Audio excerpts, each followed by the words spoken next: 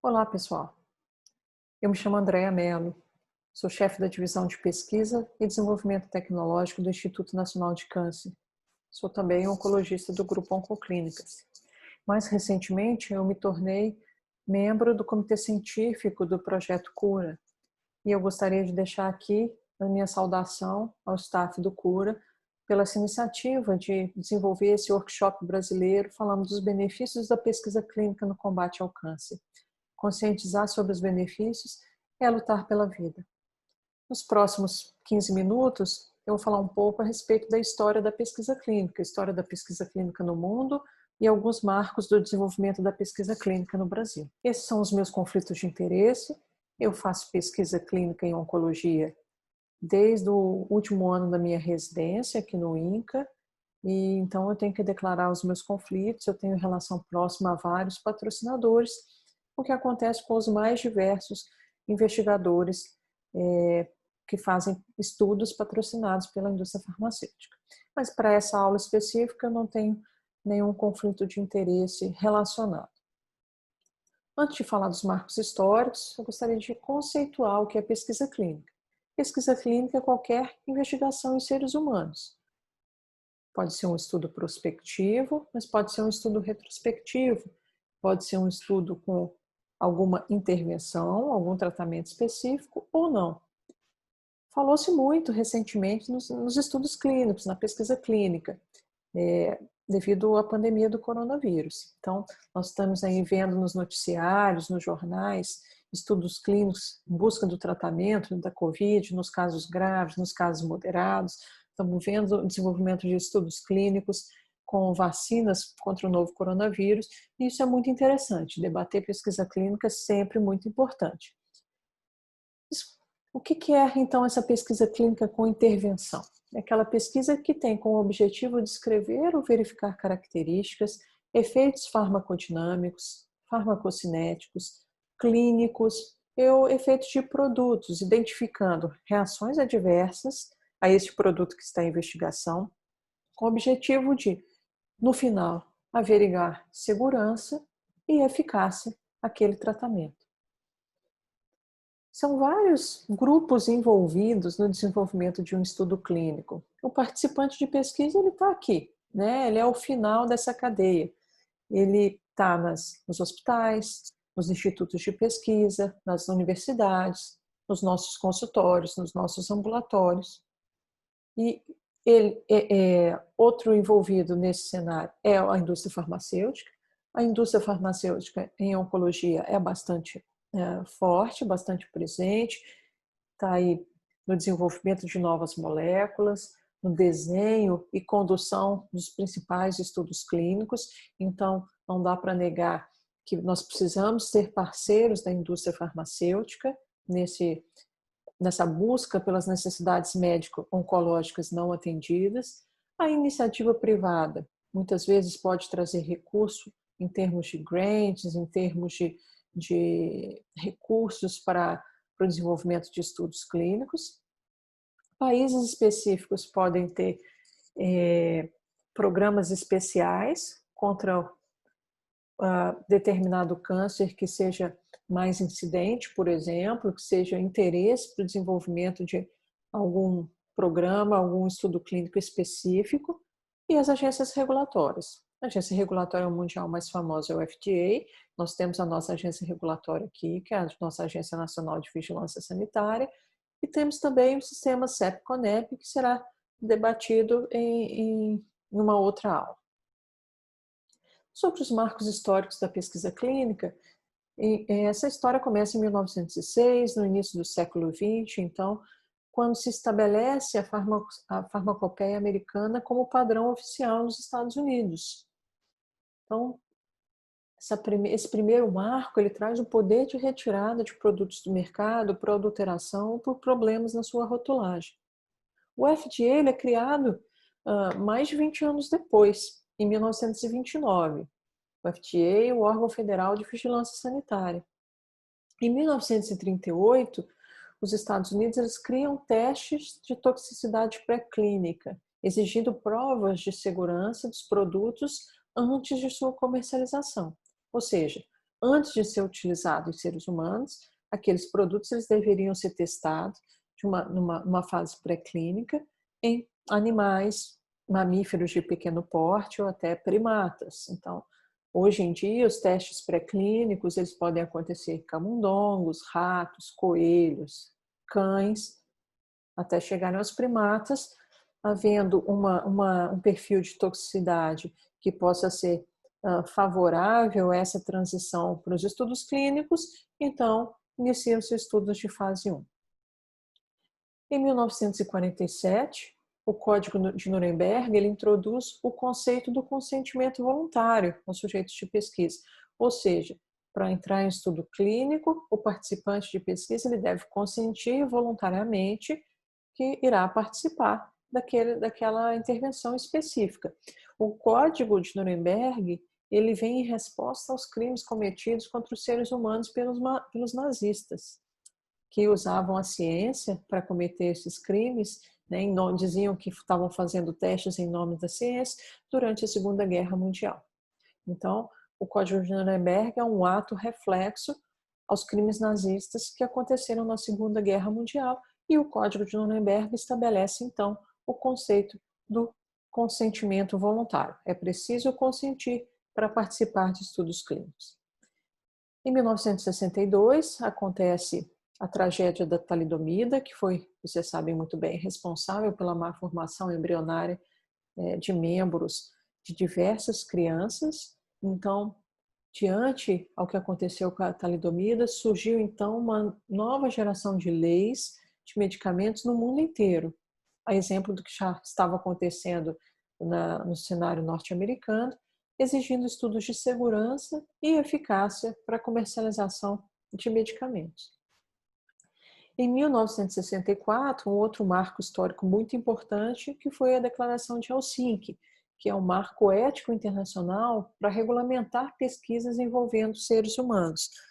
A Declaração de Helsinki, ela introduz o conceito dos comitês de ética independentes, ou seja, um estudo clínico ele deve ser uma proposta de estudo, ele deve ser avaliado quanto aos conceitos éticos por comitês de ética independente. Em 1977, o GCP, Good Clinical Practice, ou Boas Práticas Clínicas, é regulamentado pela FDA, que tem como objetivo garantir a qualidade dos dados obtidos nos estudos clínicos, além de zelar pela segurança e pelo bem-estar dos participantes de pesquisa. Em 1995, a OMS, revê esses guidelines das boas práticas clínicas e coloca em prática os estudos envolvendo produtos farmacêuticos. Torna-se, então, um padrão para a condução de pesquisas clínicas com medicamento feito a partir de regulamentações locais dos países desenvolvidos. E é o padrão que é seguido até hoje. As boas práticas clínicas são pré-requisitos para que os estudos aconteçam nos centros, em qualquer lugar do mundo. Em 1996, a Conferência Internacional de Harmonização cria padrões de qualidade ética ou tenta harmonizar padrões de qualidade ética e científica preconizados pelos Estados Unidos, pela Europa e pelo Japão, respeitando os preceitos éticos internacionais e a regulamentação local, tanto a regulamentação local estabelecida pelo FDA, Agência Regulatória Norte-Americana, o EMA, Agência Regulatória Europeia, e a agência japonesa. Quais foram os marcos legais da pesquisa clínica no Brasil? A pesquisa clínica, a primeira regulamentação ocorre em 1998, na ocasião da nossa Constituição Federal, com a resolução do Conselho Nacional de Saúde, número 1, de 1988. Em 1996, uma resolução do Conselho Nacional de Saúde traz o foco ético, a chamada Resolução 9B, muito conhecida por quem faz pesquisa clínica, que estabelece diretrizes e normas para regulamentar a pesquisa envolvendo seres humanos. Ela incorpora os 4 referenciais básicos da bioética: a autonomia, ou seja, o participante deve ter autonomia para escolher participar ou não, a não maleficência, minimizar o mal que aquele estudo pode trazer para o participante, a beneficência, que é maximizar o benefício, e a justiça, que é tratar todos de uma maneira igualitária. E a Resolução 196, ela estabelece a Comissão Nacional de Pesquisa Clínica, de Ética em Pesquisa, a nossa CONEP, que está em Brasília.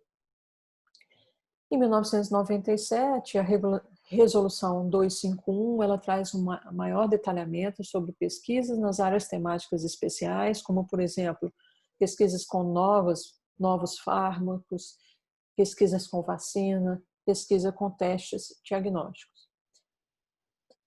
Em 2004, a RDC 219 coloca que a avaliação de qualquer pesquisa ocorrida em território nacional deve acontecer e atribuir à Anvisa a aprovação do regulamento para a elaboração do dossiê para a obtenção do comunicado especial para a realização de pesquisa com medicamentos e produtos de saúde. Em 2005, nasce a Rede Nacional de Pesquisa Clínica, cujo objetivo é a consolidação da pesquisa no Brasil, com a cooperação e intercâmbio entre os pesquisadores. Mais tarde, essa Rede Nacional de Pesquisa Clínica, ela é desdobrada, então, na Rede Nacional de Pesquisa Clínica em Câncer, especificamente. Em 2010, cria-se o REBEC, que é o Registro Brasileiro de Ensaios Clínicos, aos moldes do que acontece no clinicaltrials.gov, que é do NCI americano. Aqui a gente tem a REBEC. E em 2012, a Resolução 466, que traz diretrizes e normas regulamentadoras de pesquisa envolvendo seres humanos. Hoje é a nossa referência, a Resolução 466, para quem faz pesquisa clínica, território nacional. Quais são os benefícios da pesquisa clínica para o país, para o seu sistema de saúde? Isso é importante a gente discutir. Pesquisa clínica, ela atrai investimentos, movimenta a economia, ela atua como uma alavanca da produção científica e de inovação tecnológica. A pesquisa aumenta o acesso à saúde, aumenta o padrão de tratamento para os participantes em estudos clínicos. As inovações que chegam ao mercado após a condução de estudos, elas impactam positivamente na qualidade de vida da população. E a pesquisa clínica fortalece o sistema de saúde do país, com certeza incrementando a infraestrutura, trazendo acesso ao conhecimento, estabelecendo times multifuncionais, multiprofissionais em centros de excelência, aumentando a atualização científica, treinamento profissional, uma boa aderência a protocolos clínicos e aderência à cultura da medicina baseada em evidência e, por fim, uma redução de custos para o sistema de saúde, para os pacientes participantes em estudos clínicos, visto que quando uma pessoa participa de um estudo clínico, todos os procedimentos relacionados àquele estudo são cobertos pelo patrocinador. Por que pesquisa clínica no Brasil? O Brasil é um país de dimensões continentais, que tem uma população grande e miscigenada, com um background étnico, racial heterogêneo. Temos hospitais de grande porte, quanto públicos, também hospitais privados. Temos uma localização geográfica favorável, uma boa capacidade instalada para o desenvolvimento de ensaios clínicos no Brasil, vários centros capacitados, com profissionais capacitados, um bom recrutamento e, principalmente, bons índices de retenção em estudos clínicos, que torna o Brasil bastante competitivo nesse cenário, uma boa aderência às boas práticas clínicas, o que traz uma credibilidade para o dado gerado aqui no Brasil, uma população em envelhecimento, sofrendo essa transição epidemiológica, que acaba impactando no aumento da incidência de alguns tipos específicos de tumores, especialmente na rede pública de saúde, uma volumosa quantidade de pacientes virgens de tratamento e que não têm acesso, infelizmente, ao tratamento considerado padrão, de acordo com as normas mundiais. Então, isso abre uma possibilidade para estudos em primeira linha de tratamento, e o custo de se fazer pesquisa clínica aqui no Brasil, que ainda é um pouco menor do que fazer pesquisa clínica nos Estados Unidos e Europa. Em torno de 10 a 15% é estimativo, um custo de 10 a 15% menor do que nos Estados Unidos e Europa. Eu fico por aqui, deixo o meu contato para, caso acontecerem dúvidas, por favor, me escrevam que a gente conversa um pouco mais sobre a história da pesquisa clínica. Um abraço e, novamente, parabéns ao pessoal do Cura pela iniciativa.